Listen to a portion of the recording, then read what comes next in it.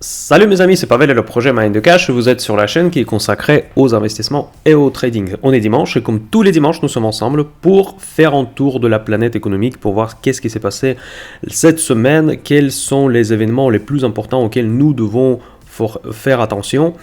Et aujourd'hui, nous allons discuter de la Réserve fédérale, du discours de Jerome Powell principalement, mais aussi des statistiques de l'inflation, des fameux CPI qui ont été publiés. C'est la statistique la plus attendue par les traders, par les investisseurs. Nous allons analyser cette publication et voir comment elle peut affecter les tendances futures sur les marchés financiers. Avant de commencer cette vidéo, comme d'hab, je vous invite à vous inscrire à la chaîne Mind the Cash si ce n'est pas encore fait. Et s'il vous plaît, mes amis, en like, c'est très important. On partage encore mieux le commentaire. Je réponds à toutes les questions dans les commentaires. Donc, n'hésitez pas, ça m'aide énormément pour faire développer cette chaîne. Si vous aimez bien Mind the Cash, n'oubliez pas en like. C'est parti. Donc, je vous rappelle que le nouveau format à partir de 2023, hier, j'ai publié une vidéo sur le secteur parce que la deuxième semaine du mois, nous parlons d'un secteur particulier. Donc ce mois de janvier, nous commençons par le secteur de la voiture électrique. Donc si vous n'avez pas vu encore cette vidéo, elle était publiée le samedi matin hier. Elle fait partie du blog de mes vidéos de ce week-end. Très rapidement, je vous rappelle que je relance l'ancien format des vidéos où je fais l'analyse rapide des actions. Et dans les commentaires à cette vidéo, j'aimerais bien vous poser la question: quelles sont les actions que vous voulez que j'analyse la semaine prochaine? Je ne sais pas encore quel jour je vais publier cette vidéo, peut-être ça sera le samedi, peut-être ça sera pendant la semaine, mais dans tous les cas, posez vos questions. Comment il faut poser la question pour qu'elle soit retenue? Il faut mettre en hashtag #MindYourCash et après le ticker ou le nom de l'entreprise. J'imagine que je risque de recevoir beaucoup de questions, donc si vous voulez être sûr que votre entreprise va apparaître dans la prochaine vidéo, il y a un format spécial pour le faire. Vous allez trouver tous les détails dans la description à cette vidéo. Un point super important que je dis en avance, que malheureusement je ne pourrais pas regarder les valeurs trop petites, les valeurs peu connues. Donc il faut que ce soit les valeurs suffisamment liquides, les valeurs suffisamment intéressantes pour la communauté Mind the Cash. Donc si vous allez me poser une question sur une small cap que personne ne connaît, déjà ma valeur ajoutée sera 0 et en plus l'analyse technique ne va pas forcément être très efficace. Voilà, c'est parti mes amis. Donc là nous commençons comme d'habitude par la macro. Allez!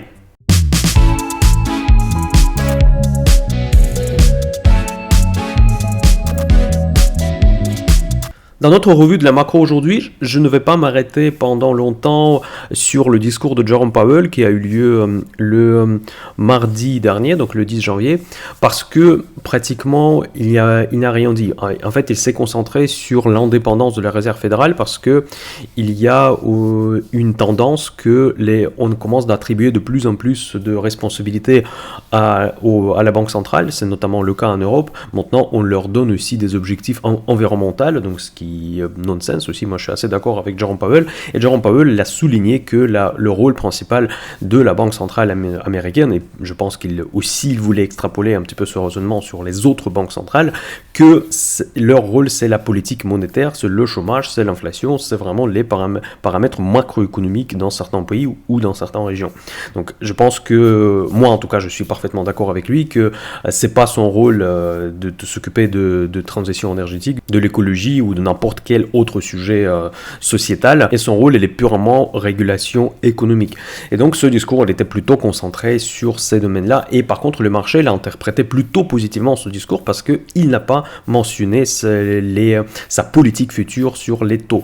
Donc ça a été pris très bien par les marchés, donc les marchés se sont dit ok, donc ça veut dire que nos rêves qu'il y aura un jour en pivot, il y aura un changement drastique de la politique monétaire, en retournement presque 180 degrés reste toujours possible, mais ce n'est pas forcément le cas. Donc les autres membres du board de la Réserve fédérale, ils ont dit l'inverse, qu'ils vont continuer à lutter contre l'inflation. L'inflation reste la priorité, et toute l'attention elle était portée sur les publications de CPI le jeudi dernier. Donc nous étions sur Telegram, d'ailleurs j'ai oublié de vous dire qu'il faut absolument rejoindre Telegram, je publie beaucoup plus d'informations tout au long de la semaine, et nous avons discuté beaucoup de ces statistiques, nous avons analysé déjà le discours de Jerome Powell, et la statistique qui a tombé le jeudi, finalement c'est ça l'événement le plus important de la semaine. Je propose de ne pas perdre le temps sur les autres sujets et passer directement sur le sujet de l'inflation, et finalement la publication elle était pile poil, c'est rare que j'ai vu ça, sur le consensus, et du coup encore une fois le marché il était un petit peu perturbé,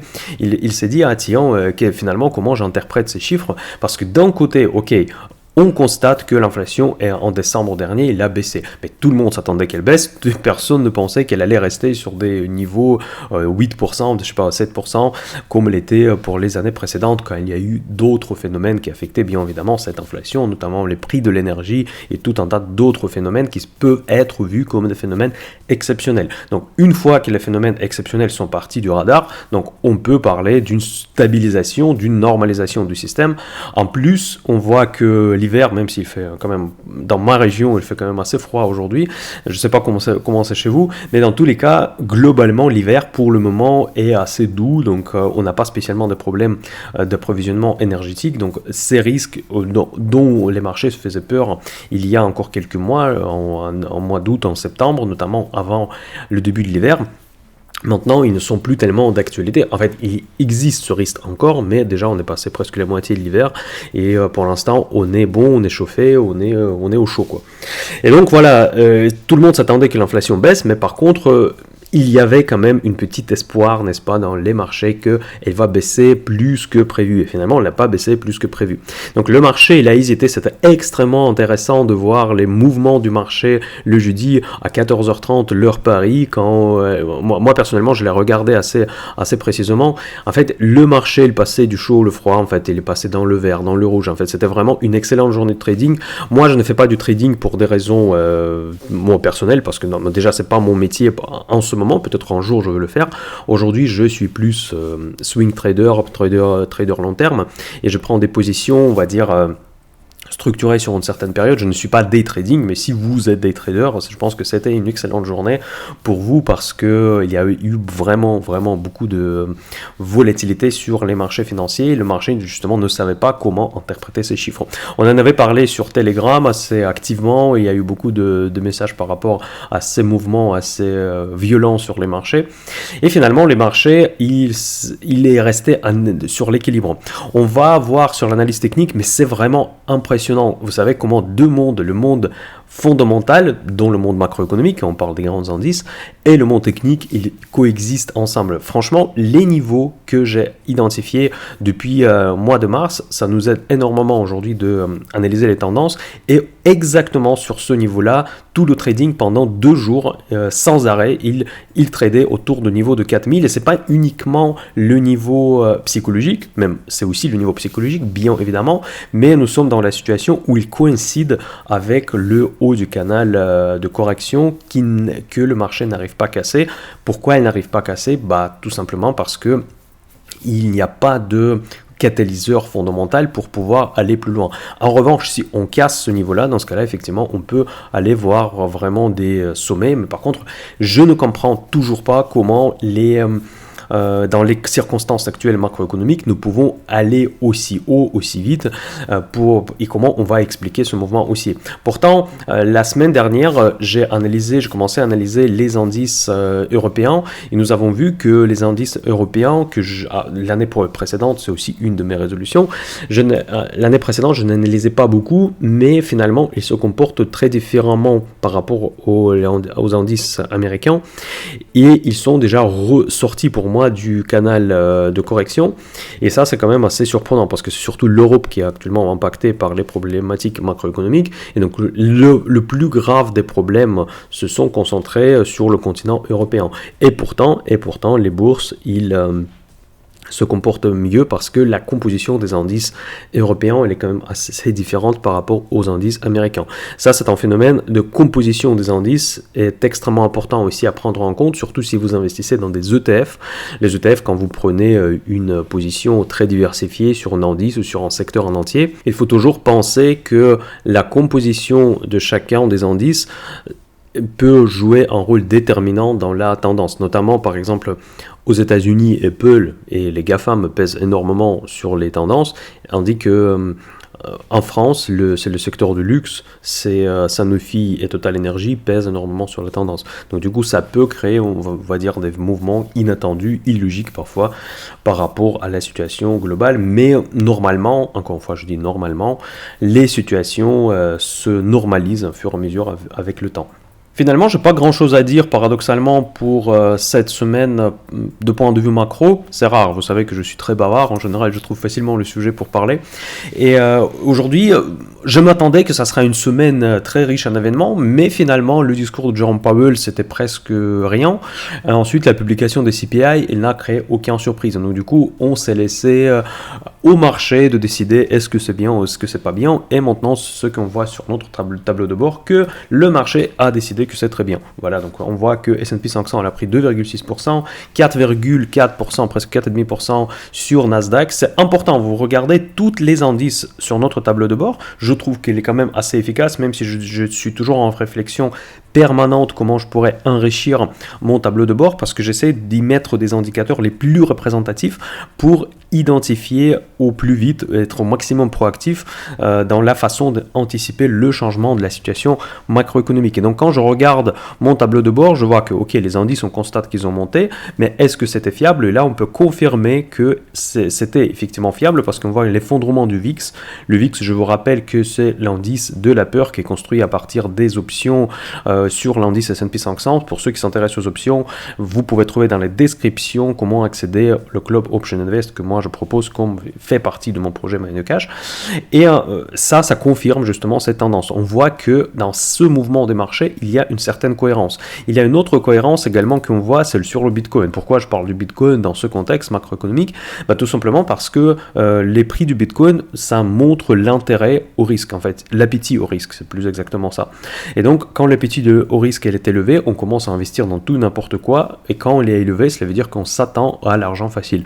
Pourquoi les cryptos ont été tellement populaires? Ça, c'est mon avis. Bon, il y a beaucoup de personnes d'autres qui partagent cet avis, que le succès, en fait, cette boom des cryptos, c'était en grande partie provoqué par la politique monétaire des différentes banques centrales. Et oui, c'est lié. Tout le monde économique est lié parce qu'il y avait trop d'argent, il fallait placer quelque part l'argent, vu que pour éviter la création de l'inflation, et ça d'ailleurs c'est un phénomène que pas tout le monde malheureusement comprenne, et souvent il y a beaucoup de chaînes, des commentateurs irresponsables qui commencent à comparer les choses incomparables. Donc la Réserve fédérale et les autres banques centrales choisissent une approche d'injecter la monnaie mais dans le système financier sans que cette injection se déborde dans l'économie réelle. Donc, et c'est pour ça que pendant 10 ans, on a vu des injections massives de liquidités, mais on n'a pas vu réellement de l'inflation jusqu'à 2022. Et donc, c'est pour ça que quand on injecte dans le système financier, il faut que cet argent se place quelque part. On a vu les bulles market permanents sur les indices boursiers. On a vu les bulles market sur tout un tas d'actifs, et y compris sur des actifs alternatifs comme les cryptos. Pendant cette période des injections massives de liquidités, on a vu aussi les grands booms dans les segments du marché qui étaient toujours un petit peu abandonnés, style les biotech, les petites biotech où il y avait que des rêves qui ont été vendus au marché. Et pourtant, vous vous souvenez, il y a 2 ans ou 3 ans, quand ma chaîne a encore existé, on parlait beaucoup de biotech, et les biotech c'était vraiment super à la mode. Et aujourd'hui, ce que j'observe sur les marchés, que quelque part nous voyons un petit peu ce phénomène revenir, tout simplement parce que je vois que les cryptos montent. Il y a par exemple Tesla qui commence à reprendre du vert. Vous vous souvenez de ma vidéo hier? Je vous rappelle pour ceux qui n'ont pas vu la vidéo de la semaine dernière que j'ai commencé à partir de cette année en nouveau format, et la première semaine du mois je prends une position du trading. Ma position du trading c'était Tesla, et donc Tesla actuellement elle est dans le vert, elle est très volatile, c'est très risqué comme position, mais c'est intéressant toujours à suivre. Et évidemment sur Telegram, pas tous les jours mais régulièrement je postule comment ça se passe avec ma position de trading, et vous pouvez par la suite suivre un petit peu les performances de cette trade. Et voilà, Tesla elle est repartie à la hausse comme moi je m'attendais. Sur l'or, en fait, moi je suis pas un spécialiste de l'or malheureusement, donc j'ai du mal un petit peu à interpréter ces mouvements. Peut-être c'est un manque de compétences de ma part, peut-être c'est juste un actif qui ne va plus dire grand-chose, parce que j'ai l'impression qu'il avance parfois dans les sens inverses par rapport à la logique de cet investissement, parce que normalement c'est logique anti-inflationniste, mais là je vois, on voit l'inflation déborder dans tous les sens, et l'or, bon, certes elle a monté, mais il n'a pas monté tant que ça, et quand on regarde, quand l'inflation ne faisait que démarrer l'année dernière, on a vu l'or baisser. Donc du coup, moi je comprends pas parfaitement comment les tendances de cet actif, comment l'analyser, à partir de quel repère on devrait faire partir notre analyse. Voilà, donc tout est logique. Si on regarde ce tableau de bord dans son ensemble, c'est très bien. On voit que même le 10 ans américain, il a un petit peu baissé. Cela veut dire que le marché, finalement, il a bien interprété les actualités qui étaient quand même quasiment nulles en fait cette semaine, parce que bon, Jerome Powell, on peut l'oublier tout de suite. Après, les CPI, bon, il n'y a rien de nouveau. Je dirais, moi, peut-être je suis un peu pessimiste, et peut-être c'est parce que c'est en biais de confirmation. J'essaie d'alléger mon portefeuille actuellement, parce que je passe à une posture un petit peu plus méfiante, parce que j'ai quand même un petit peu l'impression que le monde de ces injections massives, il est derrière nous, et l'inflation, peut-être elle va baisser, peut-être, mais je ne pense pas qu'elle va baisser à zéro, je ne pense pas qu'on va revenir au taux zéro. C'est pas parce qu'on veut pas, je pense que les marchés, les banques centrales veulent revenir au beau monde avant la guerre en Ukraine, avant Covid, etc., pour continuer à injecter et facilement gérer l'économie par les injections, plus ou moins des injections monétaires dans le système. J'ai peur que cette époque est derrière nous, et nous devons faire face à quelque chose d'autre, inventer d'autres mécanismes de régulation. Et je ne sais pas si le monde économique est prêt, donc du coup moi j'essaie en tout cas à réduire mon exposition au marché, je passe plus dans le mode trading, et c'est pour ça éventuellement je cherche quand même une petite bête dans le marché. Et dans cette publication de la semaine dernière, partagez avec moi vos commentaires, vos avis sur ce qu'on a vu. C'est plutôt négatif. Pourquoi je pense que c'est négatif? Parce que quand on regarde les CPI, qui ont été publiés le jeudi, pour moi ce ne sont pas les paramètres avec lesquels la Réserve fédérale pourrait faire la marche arrière sur sa politique. Et c'est ça que le marché attend. Et pour que ça se passe, pour que le pivot ait lieu cette année, comme l'espèrent certains traders bullish, il faut qu'il y ait de bonnes surprises sur les CPI. Il faut que l'inflation diminue beaucoup plus rapidement que prévu. Après, on a vu les chiffres de chômage. Je vous rappelle rapidement, la semaine précédente, on a fait l'analyse dans la vidéo Café Dimanche la semaine dernière. Le marché du travail, il a donné des signaux. Encore une fois, je n'étais pas d'accord avec des analyses de la majorité des banques, des analystes. Ils disaient que c'est un très bon signe que voilà, le chômage, que le salaire moyen, il a diminué la vitesse de son accélération, donc du coup les salaires montent toujours, mais ils montent moins vite qu'avant. Moi je trouve qu'après des hausses extraordinaires des taux, on ne voit que des résultats très médiocres. C'est ça ma position. Peut-être j'ai tort, peut-être on verra. Je prends pas des paris spéculatifs particuliers par rapport à cela, mais dans tous les cas, je suis quand même relativement pessimiste. C'est peut-être pour ça. Donc il faut jamais oublier que je suis aussi un humain. Je fais des erreurs, je fais régulièrement des erreurs, et je suis dans cette posture que plutôt bearish. Et donc peut-être il y a un phénomène de biais de confirmation quand je cherche des informations qui confirment mon opinion globalement. Dans tous les cas, je vous donne le contexte, j'essaie d'être au maximum objectif, et même envers moi-même, je dis que voilà, moi je suis dans une posture bearish. Je vois que le marché il est bullish, mais dans l'analyse technique, on va voir tout à l'heure que ce n'est pas aussi simple que ça, et que la situation elle est bien plus complexe qu'elle peut paraître. Voilà, donc vu qu'on a un petit peu de temps pour la macro, aujourd'hui je veux passer quelques minutes sur les actualités que moi je trouvais intéressantes. Et la première activité, c'est sur le secteur des semi-conducteurs, pour lequel d'ailleurs je suis en train de créer aussi un screener pour les abonnés Premium Mind Cash. Si vous n'êtes pas encore abonné Premium Mind Cash, regardez, c'est vraiment intéressant, j'espère en tout cas. Ça, c'est mon principal source, ma base de données d'informations où je publie mes idées d'investissement tous les mois, et également des screeners pour chaque secteur avec des listes des entreprises qui pour moi représentent le mieux le secteur en question. Et le secteur qui a attiré mon attention, c'était la publication chez Wall Street Journal par rapport aux semi-conducteurs. Vous vous souvenez, un jour, j'ai dit sur ma chaîne que pour moi, les semi-conducteurs, c'est le nouveau pétrole. Tout le monde se moquait de moi, bon tout le monde, beaucoup de personnes se sont moquées de moi sur Telegram, et regardez maintenant, c'est Wall Street Journal qui dit exactement la même chose. Et ici, dans cet article-là, là, je vois aussi un phénomène macroéconomique. C'est pour ça que je parle de ce sujet dans cette partie qui est consacrée à la macro, parce que vous vous souvenez, il y a 10 ans, si vous êtes aussi vieux que moi, bon, vous vous souvenez que à la mode, c'était le mot globalisation. Donc on essayait de globaliser l'économie, sous-traiter, tout ça était très très populaire. Moi-même d'ailleurs, c'était mon premier startup, c'était dans la sous-traitance informatique en Inde et en Ukraine. D'ailleurs, c'était que quand j'étais à Paris, c'était vraiment dans les années 2000. On a essayé de monter en startup avec un ami pour sous-traiter le développement informatique, parce que lui, mon collègue, il était indien et moi j'étais d'origine russe. Moi, je suis toujours. Et moi, je voulais faire le développement en Ukraine. Lui, il gérait la partie en Inde. Et donc, justement, on voulait surfer justement sur cette vague de globalisation parce que toute la sous-traitance était à la mode. Beaucoup d'entreprises comme Capgemini, comme Société Générale, ils sous-traitaient énormément de parties de leur business dans les pays à bas coût. Après, on a eu des différentes évolutions économiques suite à cette globalisation. Et finalement, nous revenons en arrière.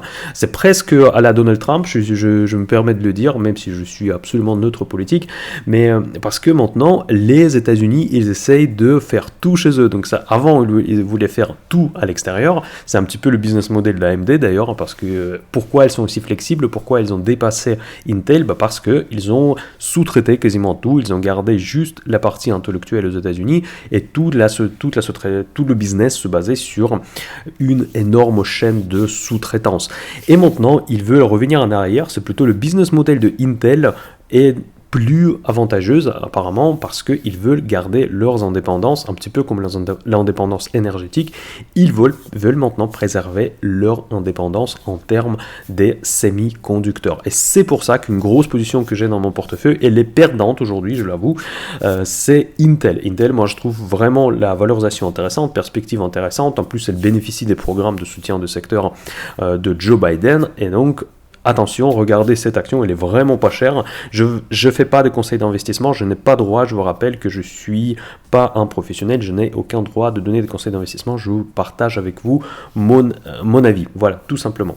Donc, j'imagine que tout le monde n'a pas l'accès au Wall Street Journal, c'est un abonnement payant. Ce que je veux faire, je vais prendre ce lien, je vais le poster sur Telegram et je vais faire les extraits traduits en français des points les plus importants de cet article, comme ça vous allez le savoir de quoi il s'agit. Donc rejoignez-moi sur Telegram, c'est très important, moi je trouve que vraiment on est très bien sur Telegram, dites-moi dans les commentaires si vous êtes content de ma chaîne Telegram, je pense que ça vit bien, ça se développe, c'est assez dynamique tout au long de la semaine. Une autre nouvelle que moi je trouve assez intéressante à mentionner dans cette vidéo, c'est le premier vol de fameux Boeing 737 MAX qui a été effectué en Chine par la compagnie chinoise de mémoire. Pourquoi c'est important? Parce que Boeing, il a vécu vraiment une sale période de son histoire, en fait, avec les crash de ce modèle de Boeing plusieurs fois, et donc du coup, leur filière de l'aviation civile a été endommagé drastiquement par rapport à son principal concurrent Airbus, et désormais maintenant Boeing 737 MAX qui revient en jeu, quoi, et ça donne quand même un certain espoir pour sa filière civile. Boeing, pourquoi j'en parle? Parce que dans ma dernière ou avant-dernière publication sur Mind the Cash Premium, c'était mon choix d'investissement pour plusieurs screeners. Et je voyais beaucoup de potentiel dans cette action qui a passé une période difficile. C'était une idée de retournement, comme on l'appelle, parce que l'action elle a énormément baissé et à l'intérieur de cette entreprise, il y a en réalité deux entreprises. La première, c'est Civil, qu'on connaît tous, donc c'est des avions qu'on voit dans les aéroports, le concurrent de Airbus, mais aussi la partie de la défense. La défense, c'est vraiment mon choix largement depuis le début de la guerre en Ukraine, parce que je vois rarement d'OTAN, je vois vraiment mise à jour des armes un peu partout dans le monde et les États-Unis deviennent quasiment le seul producteur des armes au monde. La Russie est sortie du marché, la Russie est sortie quasiment de tous les marchés maintenant, et maintenant ils deviennent quasiment monopolistes. Les entreprises du secteur de la défense, il y en a 5 ou 6 en fait qui sont cotées en bourse, et notamment le Boeing. Boeing, c'est le plus dévalorisé à cause de sa filière civile, parce que filière civile, il fallait en permanence la sauver. Je pensais à un moment donné que Boeing allait être séparé en 2 entreprises, et la deuxième peut-être serait reprise par Lockheed Martin, parce qu'en fait la filière de défense de Boeing, elle ressemble quand même un petit peu à l'activité de Lockheed Martin. Et encore une autre actualité que vous avez certainement entendu parler, que les systèmes antimissiles Patriot américains qui vont être livrés en Ukraine, évidemment ce sont des systèmes qui sont hors de prix, vraiment super méga chers, et ils vont être livrés. Donc ça veut dire s'ils vont être livrés, ça veut dire qu'il faudra les remplacer. Qui fabrique ces systèmes de Patriot à votre avis? En fait, c'est Boeing, vous avez deviné, mais pas que, il y a aussi Lockheed Martin. En fait, c'est un regroupement de plusieurs sociétés, parce que ce sont vraiment des systèmes très complexes avec différentes composantes, mais Boeing, c'est un des principaux fabricants de ces systèmes. Donc, ce qui est certain que la filière de la défense, elle n'a aucun problème pour les années à venir. Le Pentagone va avoir énormément de commandes, l'OTAN va avoir énormément de commandes, et pour toutes les entreprises de ce secteur, il y a l'avenir quand même assez, malheureusement, je dis malheureusement, l'avenir assez brillant que je vois. Voilà, donc ça c'est quand même assez important de comprendre que cette entreprise a beaucoup de potentiel, surtout dans le contexte si la filière civile donne les signes de vie. Et depuis mon choix dans, je ne veux pas dire conseil, parce que je n'ai pas le droit de donner de conseils d'investissement. Depuis mon choix dans les screeners Mind de Cash Premium, cette action, elle a fait déjà un très bon profit à 18%, donc sur une action qui est quand même assez pas tranquille, mais c'est quand même une grosse valorisation qui est présente dans Dow Jones, qui est présente dans pas mal d'indices. C'est une action où potentiellement on peut investir avec de l'argent sérieux. En fait, je ne compare pas, vous voyez, les actions de cette catégorie B, les anciens mastodontes de la côte américaine par rapport aux petites startups, petites entreprises de la catégorie C. Donc du coup, le profit à 2 chiffres sur 2 mois sur une entreprise comme Boeing, c'est beaucoup. Par exemple, ça serait pas beaucoup si je vous parle par exemple d'une action comme Alteryx qui peut bouger à 2 chiffres tous les jours. Donc c'est pas comparable. Donc pour cette action-là, c'est un très bon profit et j'en suis assez fier de ce choix, et c'est une action que moi-même pour mon portefeuille également je l'ai acheté. Et évidemment, toute cette information a été publiée sur Telegram. Maintenant, nous passons sur l'analyse technique, et là je pense que ça va être assez intéressant parce qu'il y a beaucoup de choses qui se passent contrairement à la macro.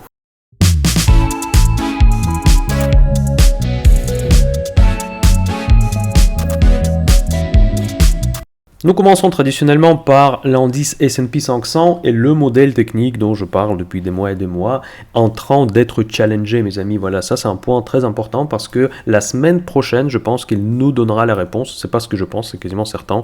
J'ai du mal à imaginer que pendant 5 jours de trading, on va rester allongé cette ligne de la correction C.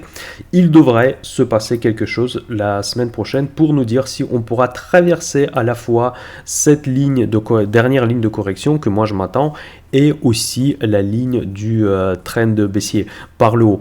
Si on casse cette ligne de trend baissier, dans ce cas-là, on pourra voir éventuellement le même phénomène comme on a vu sur les indices européens, où on a cassé déjà plus ou moins la tendance baissière, et on va pouvoir encore franchir les seuils de plus en plus élevés pour aller attaquer éventuellement même les niveaux de 4500 points. J'ai du mal à croire encore une fois dans ce phénomène, j'ai déjà expliqué pourquoi dans ma précédente partie de la vidéo Café de dimanche, parce que bon, je vois pas des raisons techniques et les macroéconomiques pour arriver à ces niveaux-là aussi importants. Pour casser cette ligne de correction, il faut avoir des justificatifs fiables. Donc la semaine dernière, je pensais qu'elle allait nous donner ces justificatifs, soit pour baisser, c'était plus mon scénario, soit pour aller plus haut, mais dans tous les cas, donner plus de visibilité pour la tendance à venir. Nous, on n'a pas eu malheureusement cette visibilité, et c'est la semaine prochaine qui devra nous arbitrer un petit peu les choses pour nous donner un petit peu plus de direction. Dites-moi dans les commentaires qu'est-ce que vous en pensez, parce que la situation elle est vraiment phénoménale. On voit que cette ligne de correction, elle a été testée à plusieurs reprises. Ne faites pas attention à cette ombre en fait de la bougie parce que c'était une manipulation boursière apparemment. Donc, mais là, nous sommes en train de passer de manière saine en fait les deux résistances très puissantes. Est-ce qu'on va réussir à le faire? Moi, personnellement, je doute beaucoup qu'on va réussir, mais si on réussit, pour une raison inconnue, on devrait partir vers le haut. Encore une fois, ça va poser des problèmes pour les réserves fédérales. On a parlé en détail la semaine dernière dans la vidéo de Café de Dimanche, où je vous ai présenté que la Fed, au début de janvier, il a émis un avertissement presque au marché qu'il ne faut pas être trop optimiste et que pour la Fed, la hausse des marchés, cette inflation des actions, si vous voulez, elle pose des problèmes parce que ça crée un phénomène de richesse qui incite à l'achat, qui incite à consommer. Aux États-Unis, ce phénomène il est bien présent. Donc, parce que les patrimoines des Américains sont placés en grande partie en actions et donc quand les actions montent, ils se sentent plus riches, donc du coup, ils sont c'est plus favorable pour aller acheter une nouvelle voiture, pour acheter des électroménagers, en gros pour aller et consommer et dépenser cet argent. Et donc si ça continue, si les actions continuent à monter, ça pose des problèmes pour les réserves fédérales dans leur lutte contre l'inflation. Et on sait parfaitement qu'il ne faut jamais contre les réserves fédérales, mais aujourd'hui la réserve fédérale elle est contre les marchés. Est-ce que la réserve fédérale laissera les marchés déborder par cette résistance? Ça m'étonnerait. Bon, et je ne pense pas que Jerome Powell est en train de faire l'analyse technique tous les jours, mais dans tous les cas, quand elle va voir après le passage de ce niveau-là, une flambée littéralement des marchés, je pense qu'ils vont essayer de calmer le jeu et cette flambée des marchés ne va pas durer longtemps. En tout cas, c'est ça mon opinion. La cassure de ce canal serait une grosse surprise pour moi. Bon, ça change pas grand-chose, hein, honnêtement. Bon, si ça change, parce que moi aujourd'hui, j'ai deux positions short, une très petite pour le moyen terme et une grosse sur le court terme, parce que moi justement je parie que ce seuil de 4000 ne sera pas passé durablement. Et s'il ne sera pas passé, dans ce cas-là, on devrait plonger en dessous, on devrait tout de suite casser la moyenne mobile des 50 jours et revenir vers nos précédents objectifs très très pessimistes. Voilà, maintenant sur Nasdaq, on voit le même phénomène, par contre il est plus sain en fait. Paradoxalement, le Nasdaq c'est plus clair pour moi, parce qu'ici on voit qu'on a encore de l'espace à combler pour atteindre les résistances importantes. Je vais faire la même ligne de trend qui passe par-dessus des plus hauts historiques depuis que la tendance a été inversée. Et nous on voit qu'il y reste quand même encore quelques points à grappiller pour se taper contre la résistance. Donc probablement on peut se dire que bon là il y a 2-3% à peine qui reste pour Nasdaq comme le potentiel de hausse. Éventuellement, je peux imaginer une situation que dans le sillage du Nasdaq, si Nasdaq reprend un petit peu, que S&P 500 pourra franchir temporairement la ligne de 4000, mais pour moi, ça risque d'être une cassure, une fausse cassure. Il faut faire beaucoup attention pour ne pas faire des conclusions hâtives sur les tendances boursières. Le Nasdaq, il remonte, ce qui est logique, parce que aujourd'hui, l'humeur du marché, il est dans la faveur que la hausse des taux va diminuer. Déjà, on parle de 25 points de base pour les réunions précédentes. Certainement, la Réserve fédérale va ralentir la hausse des taux, ça c'est sûr, j'ai jamais dit le contraire, mais pour moi, il ne va pas ni arrêter, ni surtout inverser leur tendance de monter les taux, le temps que l'inflation ne soit pas prise sous contrôle. Mais quand est-ce que l'inflation sera prise sous contrôle? On n'en sait vraiment rien, parce que ça dépend d'énormément de phénomènes, n'est-ce pas? Parce que plein de choses peuvent arriver. On a vu l'année 2022, c'était vraiment un excellent exemple qu'on peut faire toutes les projections qu'on veut, mais il suffit que l'événement comme la guerre en Ukraine qui se déclenche, qui va tout chambouler, en fait, qui va rabattre toutes les cartes, et qui dit que ça ne va pas arriver en 2023. Probablement pas de la Russie, et pourquoi pas, même la Russie aussi, c'est pas non plus, la guerre n'est pas encore terminée, même si les chances de Vladimir Poutine sont très faibles, mais en tout cas, tout peut arriver, encore une fois, on ne peut pas se projeter avec l'inflation, parce que l'inflation c'est un phénomène quand même assez complexe, parce que la hausse des prix, oui c'est beau, ça a l'air d'être simple à dire, mais dans la hausse des prix, il y a toutes les composantes, composantes énergétiques, composantes des produits de base, composantes des gros achats, typiquement je sais pas, les électroménagers, les voitures, des produits de longue durée. Donc il y a pas mal de choses en fait. Dans l'inflation, il faut toujours creuser quand on voit le chiffre, qu'est-ce qui a monté et qu'est-ce qui a baissé pour comprendre vraiment est-ce que le chiffre il est fiable ou pas. Et donc je suis assez d'accord encore une fois avec la politique de la Fed. Il ne faut pas crier cocorico trop tôt, parce que ok, il a baissé un petit peu par rapport à la base historique incroyable, mais est-ce que cette tendance va durer, est-ce que ça va continuer? Ça, on n'en sait rien. Il y a énormément de pénurie des cadres actuellement. Typiquement, moi, je suis en cadre supérieur et je reçois tous les jours des offres de l'emploi de tout le monde entier. Et parce que ça se voit qu'ils ont besoin des personnes, ils ont besoin d'embaucher des personnes. Après, est-ce que aussi c'est fragmenté dans certaines industries, pas dans d'autres, dans les autres? Par exemple, quand je fais les travaux dans les appartements que j'ai en location, j'ai vraiment du mal à trouver les artisans, surtout les bons artisans, sont tous débordés, ils me donnent des délais absolument inacceptables, je pense que c'est votre cas également, et donc cela veut dire qu'il y a une énorme demande pour le travail en fait, et pour le travail, pas uniquement le travail intellectuel pour faire des semi-conducteurs, mais aussi pour le travail des ouvriers, en fait c'est cross-secteur, c'est ça que je veux dire, c'est pas nécessairement uniquement centré sur un secteur, je sais pas, une informatique ou la finance ou je ne sais pas, de la gestion de shipping, ça dépend de beaucoup, j'ai l'impression que pour tous les secteurs il y a une grosse demande des cadres, de la main d'œuvre, voilà, et donc ça c'est très inflationniste. À moyen terme, à long terme, c'est très inflationniste. Et je ne vois pas pourquoi la remontée des taux, à moins que ça génère une récession incroyable, que ça devrait ralentir. Et ça ne va pas avoir un effet immédiat, parce que si on baisse les taux, ok,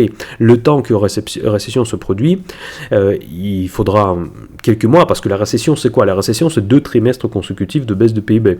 Là, on n'a eu aucun pour le moment. Donc, on a encore au moins 6 mois pour confirmer que voilà, c'est une récession. Et les marchés, cette semaine, entre autres, ils ont joué positivement les news qu'il n'y aura peut-être pas de récession du tout. Et s'il n'y a pas de récession du tout, dans ce cas-là, la politique de la Fed ne marche pas, parce que la Fed, il voulait justement une petite récession pour faire baisser l'inflation. Si on ne passe pas par cette étape, dans ce cas-là, l'inflation va rester élevée et les taux vont rester du coup élevés et vont continuer à monter les taux jusqu'au moment que l'inflation ne baisse pas. Voilà, donc je pense qu'aujourd'hui, dites-moi dans les commentaires qu'est-ce que vous en pensez. Quand je regarde ces graphiques, c'est logique en fait, parce que les indices n'arrivent pas à passer à certains niveaux, mais c'est pas logique de point de vue d'interprétation des marchés, de ce qui se passe dans la macro.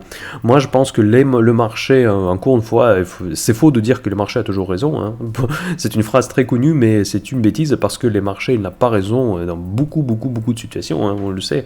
Le marché il est nerveux, le marché il est pas stable, donc il n'a pas raison très souvent, et j'ai l'impression la situation que nous vivons aujourd'hui, c'est exactement le cas. Le marché n'a pas réalisé que la Fed ne fait plus partie de son équipe. Ça, c'est vraiment super important. Voilà, et on va regarder le CAC 40, qui a cassé la ligne. Là, j'ai gardé mes descentes de la semaine dernière. On est pile poil, mais regardez, franchement, là, je pense qu'on est pile poil sur la zone où j'ai dessiné. On l'a touché, et pour le moment, moi, je pense qu'à partir de ce moment-là, on va laisser ça pour la semaine prochaine. Je pense qu'on devrait rebaisser très rapidement. Je prends un pari très risqué, mais pour moi, techniquement, encore une fois, nous devons revenir dans cette zone-là. Bon, peut-être ça va pas arriver la semaine prochaine. Peut-être on va faire d'abord ça, et après, ensuite, on va basculer vers le bas. Je ne suis pas un grand expert des marchés européens, je suis en train de découvrir, je suis en train de trouver un bon modèle comme j'ai trouvé pour S&P 500, le modèle qui pourrait expliquer les mouvements du CAC 40. Je risque de faire des erreurs au début, donc avec le temps, je pense que je vais, à force de l'analyser toutes les semaines, je vais arriver à quelque chose, mais pour le moment, ça me semble d'être plus ça, la situation sur le CAC 40, quand on devrait évoluer peut-être à tour de 7000, si l'humeur positive reste sur le marché, mais inévitablement, on devrait à moyen terme, même à court terme, redescendre vers des zones plus raisonnables, parce qu'aujourd'hui, nous sommes portés par la Chine, et notamment le luxe de français, qui est très exposé à la Chine. Et d'ailleurs, ça c'était une de mes recommandations, non pas recommandations, encore une fois c'est interdit de prononcer ce mot, je ne recommande rien, c'est une des idées d'investissement pour le début de cette année, c'était les actions chinoises. Vous avez vu ce que ça fait, c'est vraiment des profits plus qu'à 2 chiffres. Moi je suis déjà sur Baidu avec ma position que j'ai pris en décembre, je suis plus à combien, à 40% je crois, donc c'est vraiment excellent. Le début de l'année, je pense que pour les moyens de cash premium pour notre équipe, l'équipe, elle est vraiment pas mal. En tout cas, moi je suis très content des derniers choix d'action. Et ce phénomène de la Chine, elle permet de rebondir au CAC 40 où la luxe pèse énormément. Il faudra que j'inclue peut-être une autre indice qui est moins, qui a une autre structure que le CAC 40 où il y a moins de luxe, notamment le DAX allemand. Dites-moi dans les commentaires si vous voulez que j'intègre DAX dans mes analyses techniques réguliers toutes les semaines. Voilà mes amis, c'est tout pour aujourd'hui. Donc j'espère que cette vidéo vous a plu. Dites-moi dans les commentaires quelles sont vos projections pour les années, pas pour les, pardon, pour les jours à venir. Pour les jours à venir, on est court terme en ce moment. Est-ce que vous pensez qu'on aura le rebond et on verra la semaine prochaine? On va faire un point traditionnel café dimanche le dimanche prochain. On va voir quels sont vos avis. Voilà mon avis, vous avez vu tout à l'heure. Et n'oubliez pas que la semaine prochaine, je pense que ce sera soit le samedi, soit le lundi de la semaine d'après, je vais publier une analyse rapide des entreprises. Donc je répète le principe, hashtag MindTheCash plus le ticker ou le nom d'entreprise, c'est comme ça je vais retenir. Je demande de mettre un hashtag pour le référencement, bien évidemment, donc j'ai aussi mes propres intérêts, je vous demande de m'en excuser.